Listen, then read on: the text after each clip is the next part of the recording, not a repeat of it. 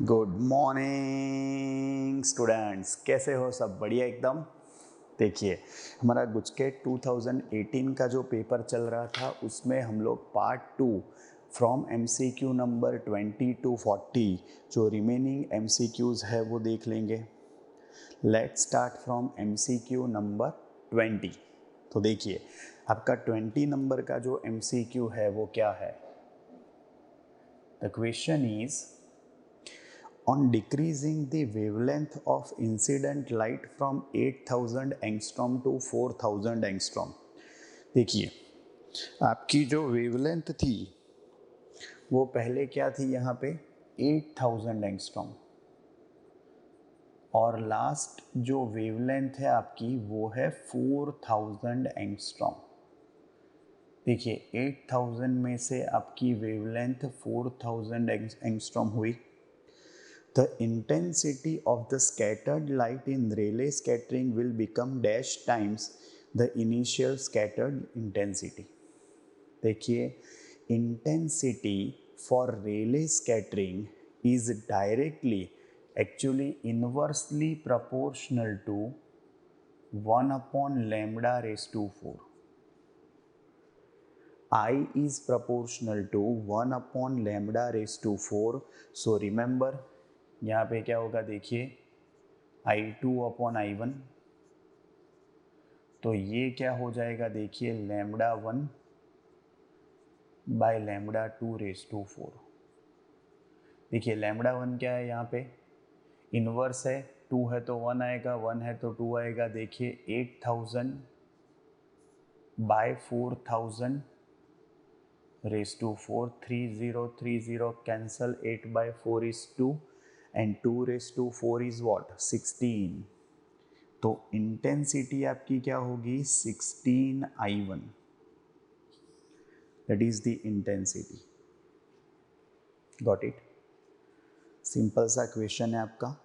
Now 21 number, a small angled prism of refractive index is 1.6 gives a deviation of 3.6 degree.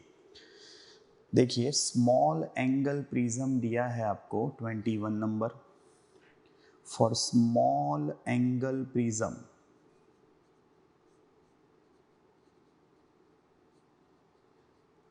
देखिए क्या दिया है यहाँ पे हमको? रिफ्रैक्टिव इंडेक्स दी है उसकी 1.6। यहाँ पे जो एंगल ऑफ डेविएशन है वो दिया है 3.6 डिग्री। तो हमें फाइंड क्या करना है? एंगल ऑफ प्रिज्म फाइंड करना है। देखिए, मिनिमम डेविएशन का इक्वेशन यहाँ पे क्या होगा? Delta m is equal to a into n-1। That equation is for small angle of prism. Okay, आपको ये याद होना चाहिए। डेल्टा m की वैल्यू कितनी है यहाँ पे?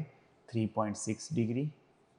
n-1 को नीचे डाल दीजिए, 1.6 माइनस 1 आएगा, that is 3.6 upon 0.6।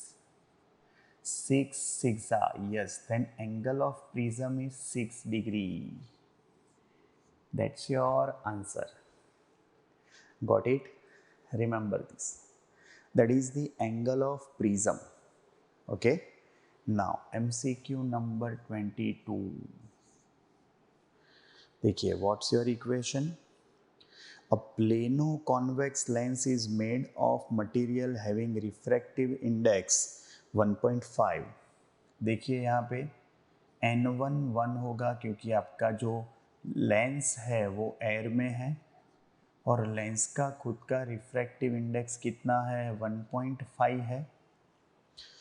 Plano convex lens से ध्यान रखना, the radius of curvature of curve surface is 60 centimetre. The focal length of the, yes, plano convex lens. Remember, यहाँ पे प्लेनो कॉन्वेक्स दिया है तो फर्स्ट सरफेस प्लेन आएगी, दूसरी क्या आएगी? Yes, plano convex. ये जो प्लेन सरफेस है उसकी रेडियस ऑफ कर्वेचर इनफाइनाइट होगी, वो प्लेन है इसलिए कर्व बनेगा ही नहीं। और जो R2 है वो ये साइड पे आएगा, लेफ्ट हैंड साइड पे होगा तो क्या होगा? माइनस आर आएगा। देखिए for plano convex lens, for plano convex lens तो क्या आएगा, देखिए प्लेनो कॉन्वेक्स, गॉट इट। ये जो प्लेन सरफेस है उसके लिए R1 आएगा और ये जो सरफेस है उसके लिए क्या आएगा, R2। तो R1 आएगा इनफाइनेट, R2 आएगा माइनस R। क्यों माइनस R आएगा, यस ये लेफ्ट हैंड साइड आएगा और R की वैल्यू है 60 सेंटीमीटर। हमें फाइंड करनी है फोकल लेंथ। तो देखिए हमारा लेंस मेकर्स फॉर्मूला क्या है, what is lens makers formula. तो लेंस मेकर्स फॉर्मूला है अपना 1/f is equal to n2 minus n1 upon n1, 1/r1 minus 1/r2। देखिए ध्यान से 1/f हमें फोकल लेंथ फाइंड करनी है, 1.5 माइनस 1/1 होगा। देखिए R1 की वैल्यू क्या है, इनफाइनेट, और R2 की वैल्यू क्या है, माइनस R है तो माइनस माइनस प्लस R हो जाएगा। देखिए 1/f है, हमें फाइंड करनी है फोकल लेंथ की वैल्यू। देखिए इन्वर्स ले लीजिए तो फोकल लेंथ क्या आएगी, R ऊपर चला जाएगा तो R/0.5 आएगा। देखिए R की वैल्यू +60 है अपॉन 0.5, आपका आंसर आएगा फोकल लेंथ का 120 centimetre. Always remember focal length for convex lens either plano और बाय कॉन्वेक्स, दोनों के लिए कॉन्वेक्स लेंस के लिए क्या आएगी, पॉजिटिव ही वैल्यू आएगी। अगर कॉन्केव लेंस होता तो आंसर आपका नेगेटिव आता। Done. Now 23, if the uncertainty in the position of an electron is 10⁻⁻10 metre. देखिए अनसर्टेनिटी क्या है, 10⁻⁻10 metre. The radius, then the value of uncertainty in the momentum is dash. देखिए momentum की uncertainty find करनी है आपको। h की value आपको क्वेश्चन में दी हुई है 6.62 10⁻34 जूल इंटू सेकेंड। कौन सा इक्वेशन यूज होगा यहाँ पे, Heisenberg's uncertainty principle. Yes, Heisenberg's uncertainty principle says that delta x into delta p is approximately h/2π। आप इसको h कट भी लिख सकते हो। ध्यान से देखिए, डेल्टा p को सब्जेक्ट बना दीजिए तो h/2π डेल्टा x होगा। यहाँ पे h की वैल्यू क्या होगी, 6.62 10⁻34, 2 पाई की वैल्यू 3.14 होगी, डेल्टा x की वैल्यू 10⁻10 होगी। 6.62 अपॉन 6.8 क्या आएगा, देखिए यहाँ पे आपका आंसर 1.03 10⁻⁻14 किलोग्राम मीटर पर second, that is the unit of momentum. आप इसकी जगह पर न्यूटन इंटू सेकेंड भी लिख सकते हो। Got it. नाउ 24th वाला MCQ, if the energy of photons corresponding to wavelength 6000 angstrom. देखिए यहाँ पे वेवलेंथ आपको दी है 6000 एंगस्ट्रॉम, तो मीटर में कौन सी आएगी, 10⁻⁻7। एंगस्ट्रॉम है 10⁻⁻10, 3 जीरो को आप साइड में ले लीजिए तो क्या आएगा, 10⁻⁻7 मीटर आएगा। नाउ ध्यान से देखिए, is 3.2 10⁻⁻19 joule. Energy of photon यहाँ पे दी है आपको 3.2 10⁻⁻19 जूल।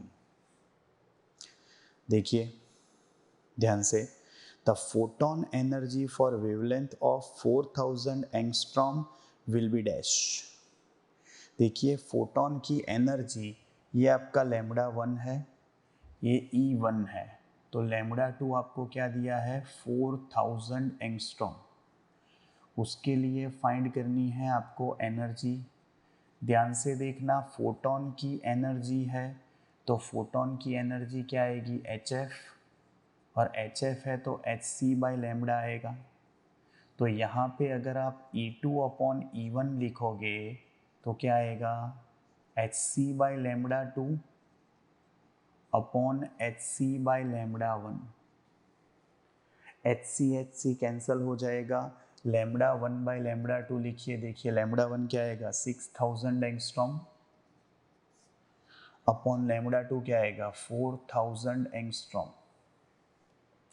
देखिए E1 को सामने ले लीजिए तो E1 की वैल्यू क्या आएगी 3.2 10⁻⁻19।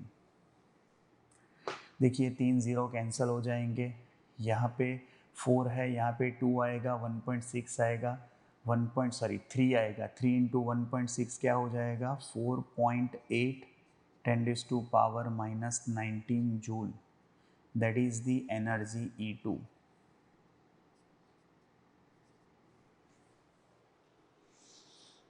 क्लियर? नाउ 25,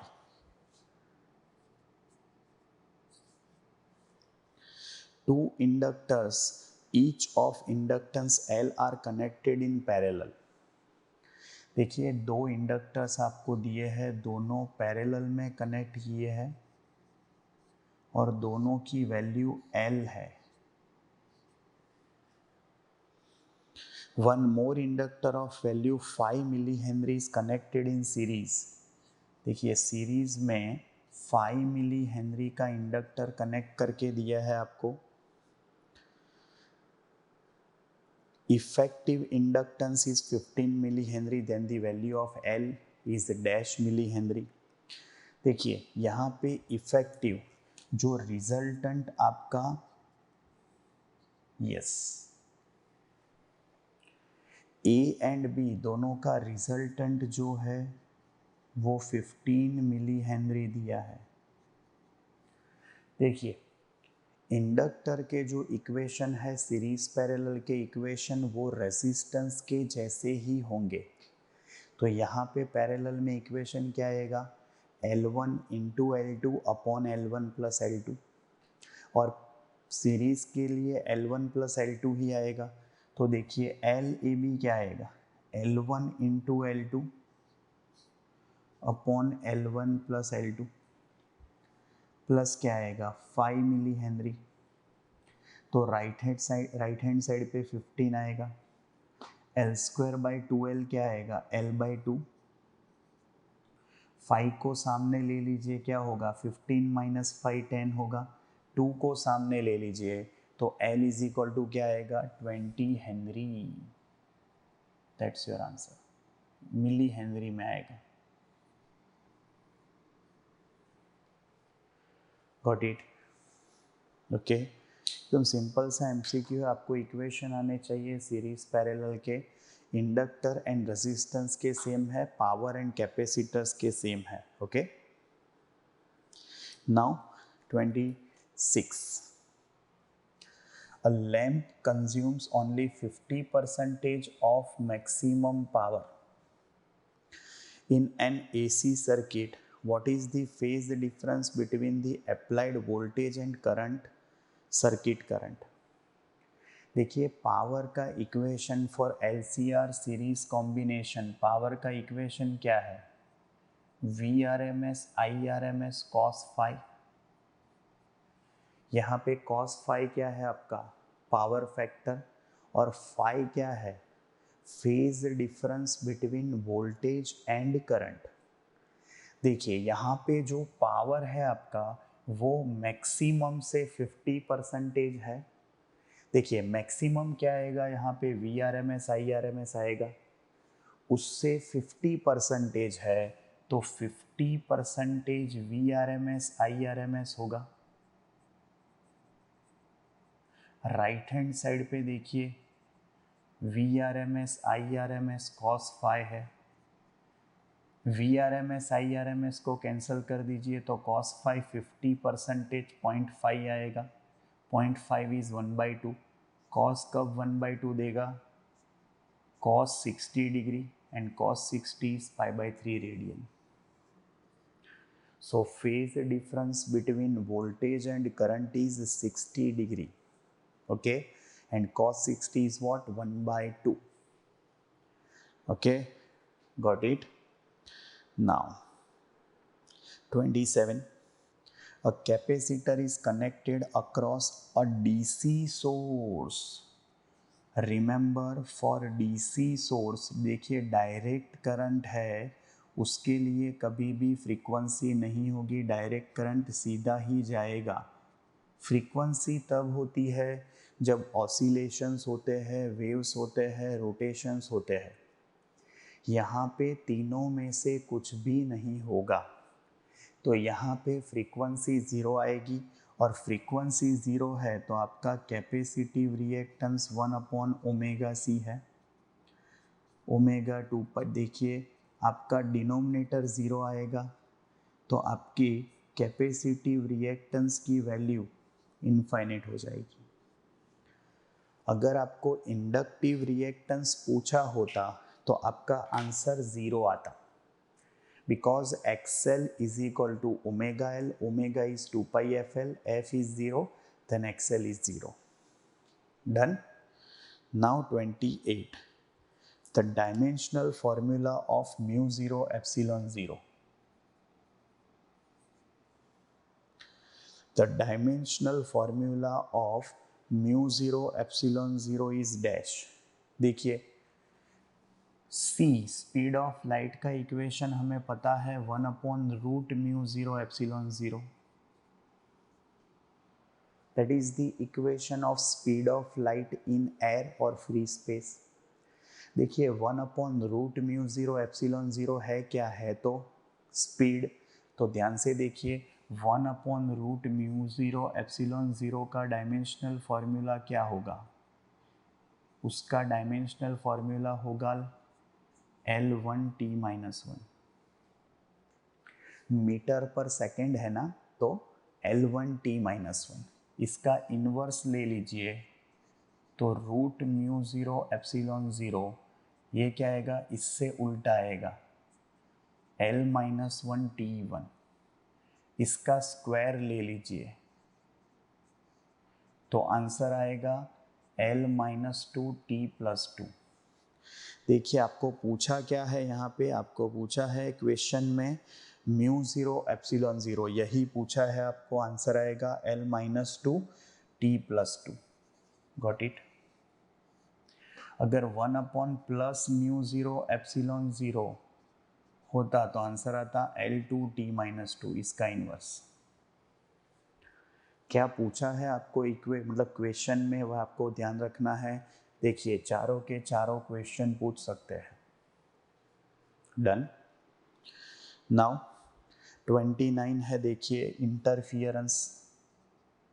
फर्स्ट है इंटरफियरेंस. देखिए यहाँ पे क्या करना है, कॉलम मैच करना है हमें, तो इंटरफियरेंस में आंसर क्या आएगा, इंटरफियरेंस में क्या होगा, due to coherent sources, exact सामने ही है, P वाला आंसर आएगा, कोहेरेंट सोर्सेस. नाउ ये फर्स्ट था. Now second, ब्रिस्टर्स law. ब्रिस्टर्स लॉ का इक्वेशन क्या आएगा, n = tan θp. देखिए n = tan θp क्या है, r. n की जगह पर म्यू दिया है, tan θp, θp की जगह पर आप ip भी लिख सकते हो. It is angle of polarisation. Third, Malus law. देखिए मालस लॉ क्या आएगा, I = I0 cos square theta, that is intensity. I = I0 cos square theta. Fourth one, total internal reflection, total internal reflection.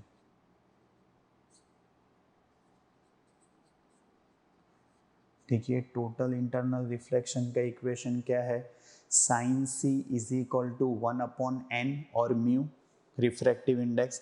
तो mu को subject बनाएंगे तो answer कौन सा बचेगा, क्यू ही बचा है वैसे भी, then mu is equal to 1/sin c। देखिए ये 29 नंबर का एमसीक्यू था आपका। डन, सिंपल है एकदम। देखिए एकदम बढ़िया बढ़िया एमसीक्यूज है। ओके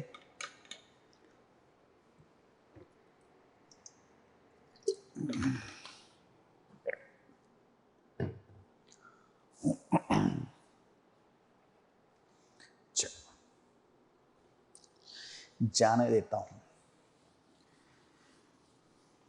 एक बार क्या होता है, अपने जयदीप भैया ना एकदम भागते भागते टेंशन में घबराते पहुंच जाते हैं और पूछते हैं पोस्ट मास्टर से कि जल्दी करो मेरी बीवी खो गई है, मेरी बीवी किडनैप हो गई है, जल्दी करो।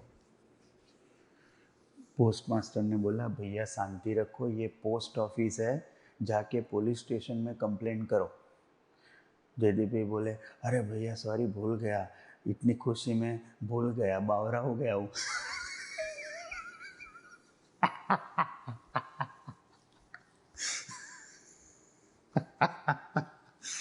बीवी किडनैप हो गई है भैया, खुश हो रहा है।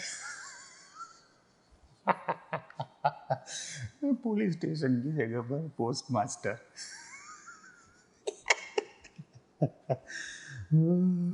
बापा बापा।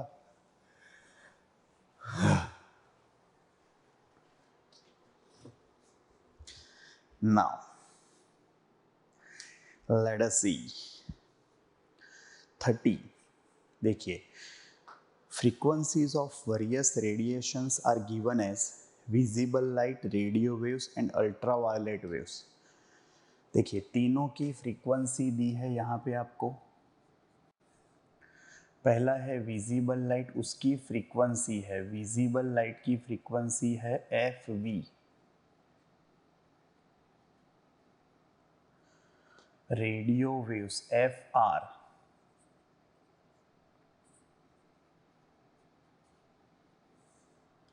and ultraviolet waves UV। So frequency of ultraviolet waves, देखिए we have to find relation between frequencies। तो देखिए पहले क्या आएगा, ध्यान से देखना, we have to remember this table कि फ्रीक्वेंसी का डिक्रीजिंग ऑर्डर है तो वेवलेंथ का इंक्रीजिंग ऑर्डर होगा। देखिए फ्रीक्वेंसी का डिक्रीजिंग ऑर्डर है, सबसे पहले सबसे ज़्यादा जिसकी फ्रीक्वेंसी है वो है गामा रेज, उसकी frequency maximum and wavelength minimum होगी, ध्यान रखना। उसके बाद आएगा X rays, then ultraviolet rays, then visible light, then infrared,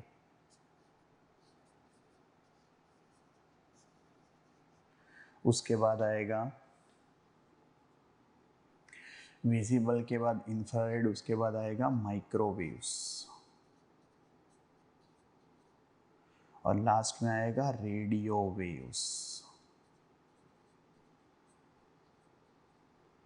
always remember, ध्यान से देखिए यहाँ पे सबसे पहले विजिबल लाइट, ये फ्रीक्वेंसी डिक्रीज हो रही है तो अल्ट्रावायलेट की फ्रीक्वेंसी सबसे ज़्यादा होगी, उससे कम किसकी होगी, विजिबल की, और रेडियो वेव्स की सबसे कम होगी। तो देखिए आपका ऑप्शन ये आएगा FUV सबसे ज़्यादा है, उससे कम विजिबल, उससे कम रेडियो वेव्स। आप उल्टा भी लिख सकते हो, FR less than FV less than FUV। Got it. Simple है एकदम। डन, ध्यान से देखना। यहाँ पे अगर वेवलेंथ होती तो उल्टा आता पूरा, इसकी वेवलेंथ सबसे ज़्यादा होती रेडियो वेव्स की, रेडियो वेव्स की वेवलेंथ सबसे ज़्यादा, उससे कम विजिबल, सबसे कम यूवी रेज की आती। ओके, इसमें से कोई भी 3 या 4 आपको ऐसे क्वेश्चन में पूछ सकते हैं, आपको ये ऑर्डर ऑलवेज याद रखना है। Gamma raise, X ray, UV rays, visible light, infrared, microwaves and radio waves. Got it? Remember. Now MCQ number 31. Wavelength of characteristic X-ray depends on which property of target? Atomic number। जैसे जैसे atomic number आपके change होंगे वैसे वैसे characteristic of x ray change होगा। 32. The energy of the fast neutrons emitted in a nuclear fission reactor is approximately dash 2 million electron volt. जो nuclear fission process है उसमें जो न्यूट्रॉन्स प्रोड्यूस होते हैं उसकी जो मैक्सिमम एनर्जी है वो 2 मिलियन इलेक्ट्रॉन वोल्ट होती है approximately. Done, remember this. Now 33। देखिए क्वेश्चन क्या पूछा है हमको। ZXA,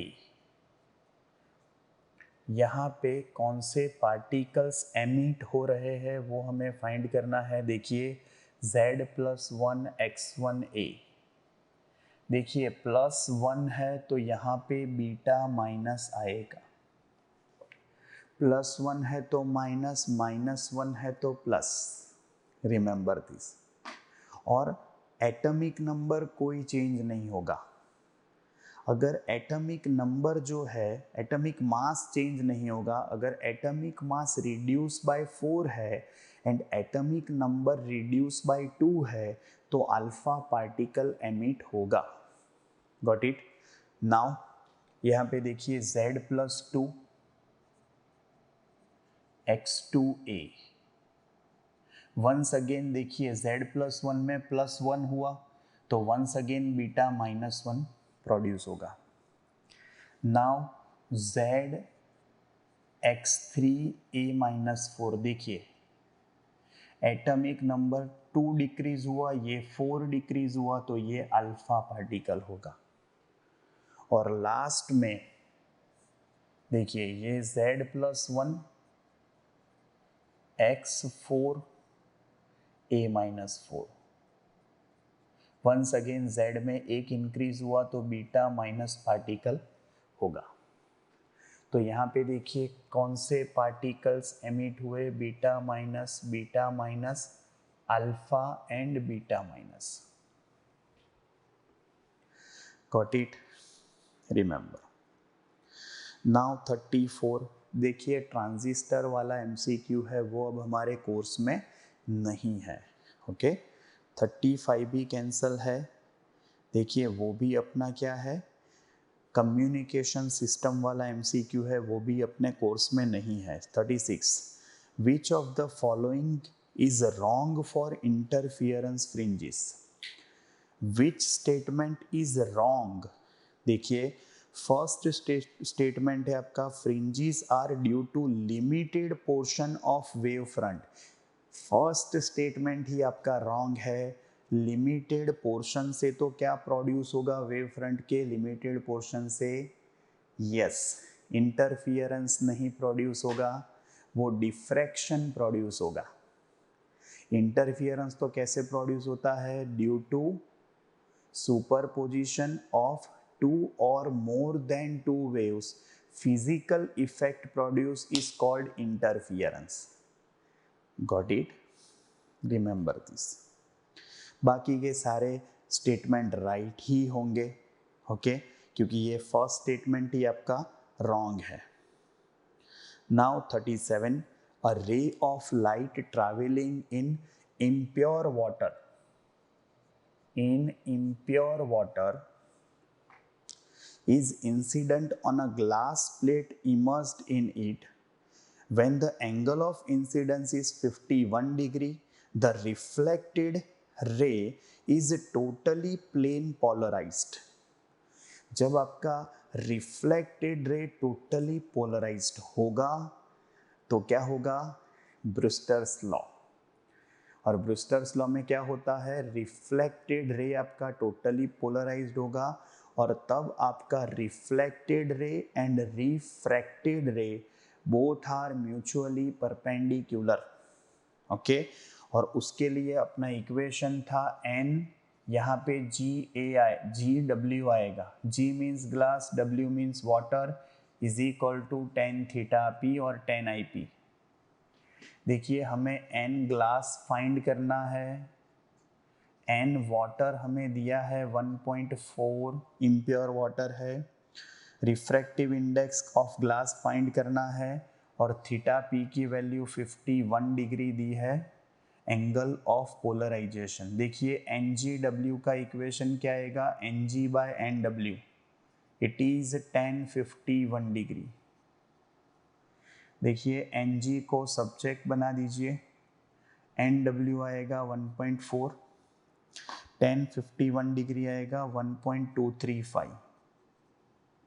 तो देखिए NG की वैल्यू क्या आएगी, मल्टीप्लाई कर दीजिए, आपका आंसर आएगा 1.73। देख लेते एक बार, 1.4 into 1.235, yes 1.729, it is 1.73। Got it. देखिए n denser upon n rarer आएगा, ये आपका रिफ्रैक्टिव इंडेक्स है। नाउ 38 नंबर का MCQ देखिए, 38।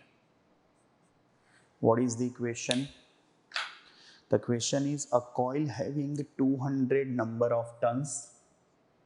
देखिए नंबर ऑफ टर्न्स कितने हैं, 200, has a surface of 0.15 metre square, a magnetic field strength of 0.2 Tesla. Got it? Applied perpendicular to this changes to 0.6 Tesla। देखिए ये B1 था, ये B2 है, 0.6 Tesla। In how much time? Time interval is given by 0.4 second। Induced EMF in the coil is dash second।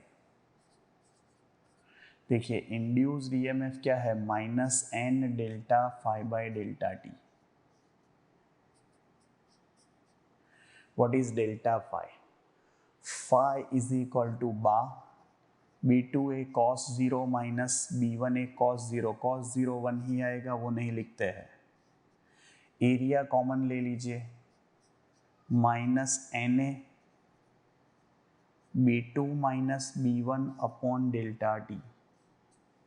देखिए number of turns क्या है, 200, area कौन सा है, 0.15, B2 माइनस B1 क्या है, देखिए 0.6 माइनस 0.2 अपॉन डेल्टा टी क्या आएगा, 0.4। देखिए इसका आंसर लेके आएगा नेगेटिव आएगा, लेकिन हम लोग मैग्नीट्यूड ही लिखते हैं ऑलवेज। सो मॉड्यूलस में आपका आंसर क्या आएगा, देखिए 30 volt.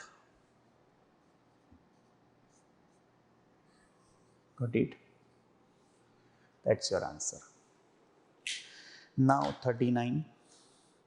A sinusoidal AC current flows through a resistor of resistance 10 ohm। देखिए रेजिस्टेंस हमें दिया है R इज इक्वल टू 10 ohm. If the peak current, यहाँ पे आपको पीक करंट, मैक्सिमम करंट कौन सा दिया है, देखिए 2 एम्पियर दिया है, flowing through the resistor, then the power dissipated. देखिए power dissipated for only resistor is P is equal to I square R आएगा। तो I स्क्वायर R क्या होगा, IRMS स्क्वायर इंटू R। देखिए IRMS क्या आएगा, IM/√2 स्क्वायर, तो IM square by 2 आएगा, IM/√2 square that is IM square by 2। देखिए IM स्क्वायर क्या होगा, 2 स्क्वायर इंटू 10/2, देखिए 40/2 क्या आएगा, 20 वॉट आएगा। That's your power. Done. 40. Which of the following gates produces output 0 and 1? देखिए नीचे में से कौन से गेट आउटपुट ऑफ 1, देखिए नीचे में से कौन सा गेट है जिसका आउटपुट 1 होगा, वो हमें फाइंड करना है। देखिए हम लोग सारे के सारे लेके आते हैं, ये देखिए ये दोनों 1 है। देखिए ध्यान से, ये आपका नैंड गेट है, आपको देख के पता चलना चाहिए ये कौन सा गेट है। नैंड गेट मीन्स व्हाट, पहले दोनों का एंड होगा, 1 इंटू 1 1 आएगा, और इसका नॉट हो जाएगा तो 0 आएगा। नहीं चलेगा, हमें तो आउटपुट 1 चाहिए। देखिए सेकंड वाला जो है गेट, ये देखिए ये कौन सा गेट है, once again it is NOR gate.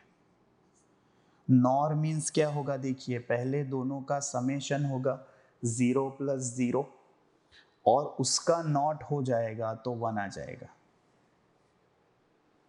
Got it. Now see, ये वाला आपका आंसर हुआ, मीन्स आपको आंसर में 1 लाना था, तो ये आपका आंसर होगा। लेकिन दूसरे दो भी एक बार देख लेते हैं कि कैसे आंसर बनते हैं। देखिए 1 एंड 0 आपको दिया है, और ये दिया है आपको एंड गेट। एंड गेट में 1 इंटू 0 0 ही आएगा। और डी वाला जो ऑप्शन है उसमें आपको और गेट दिया है, देख के आपको पता चलना चाहिए, ये 0 है ये 0 है, तो 0 + 0 क्या होगा, 0। Got it. देखिए ये आपका 2018 का पेपर था। ओके, पेपर बहुत ही इजी होता है गुजकेट के, लेकिन अगर आपके कंसेप्ट्स एंड इक्वेशंस क्लियर नहीं होंगे तो आपको ये एमसीक्यू नहीं आएंगे। ओके, थरली आपको इक्वेशन याद रखने हैं। डन। और मोस्ट इम्पॉर्टेंट थिंग, आपको टेक्स्ट बुक भी एक बार रीड करनी है।